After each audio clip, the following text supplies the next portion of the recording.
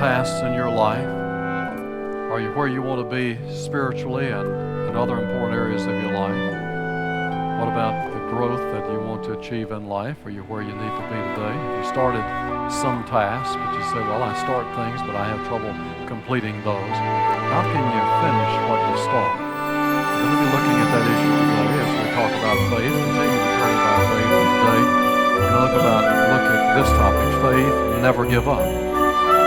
During this series, we've looked at several different aspects of faith and how faith has made a difference in several areas of the Bible. And we've talked about several different Bible biographies. We've looked at different ones who have grown by faith and lived by faith, and we've discovered what it takes to accomplish that in our own lives. So I want us to look at Hebrews 12:1 and listen to what this passage says. This is Hebrews, the 12th chapter, the first verse. And it says, therefore, since we are surrounded by such a great cloud of witnesses, let us throw off everything that hinders and the sin that so easily entangles, and let us run with perseverance the race marked out for us. The New Century Version says, we have around us many people. Now what's that talking about? Because look, when you find an inductive Bible study, when you read a passage and you see one of these transitional words, and you see the word in verse 1, therefore, you ask what it is there for. And you find in chapter 11, all 11 chapters about people who live by faith. It's not all God's faith. It's the persons who live by faith. So the writer in Hebrews says, since we are surrounded by all these people whose lives were listed in the Bible, who have lived by faith, and I think, frankly, everybody who has lived by faith since them and has gone on to glory. Since we're surrounded by all the witnesses, all these witnesses who have lived by faith, then he says, let us run the race before us and never give up. So I want you to get into your notes that life is a marathon race. It's not a sprint. It's not a short race. It's a long race. It's a marathon. Unfortunately, very few people finish the race well. We get discouraged, we get distracted, we get hurt, we get sidelined, we get frustrated with life, and most people don't finish well. They start well, they have good intentions, but they have difficulty finishing well. So we end our lives with unrealized dreams and unfulfilled potential. Last week we said that God finishes what He starts, and we talked about 4 different distractors of life. We're trying to live by faith, and we talked about fear and fainting and fretting, and then sometimes forgetting God's goodness and blessings upon us in the past.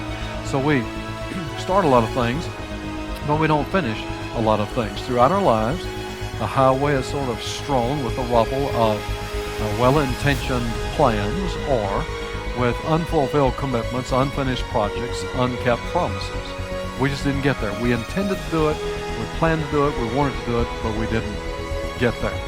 So if you're discouraged over something, you picked a good week to attend church, because I want to talk with you about overcoming discouragement and just never giving up no matter what the circumstances in your life.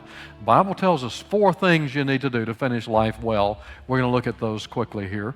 If you want to finish the race of your life well, you must first of all simplify your life by removing any distractions from it.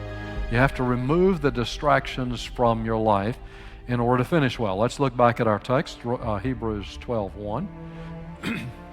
Therefore, since we are surrounded by a great cloud of witnesses, let us throw off everything that hinders. Let us remove the hindrances, remove the distractions, and the sin that so easily entangles us. And let us run with perseverance the race we're going to live, the life God wants you to live, and overcome discouragement and decide never to quit unless you have the power of Christ in you to cause you to do that. And let me tell you something else. You say, well, I've wasted so much of my life and it's too late for me. Absolutely wrong. That is not true. I don't care where you are in life. Because I want you to get in your notes, God is not through with you and the race is not over. If you are living and breathing, God still has something He wants for you to do. And you say, well, but you don't know how I've messed up. It doesn't make any difference. I don't care what is in the past in your race of life. Forget it. Put it in the past. Don't be distracted by it. Accept that God wants to make you serve Him and do what He has set out for you to do, what He has planned for His purpose, and you do that.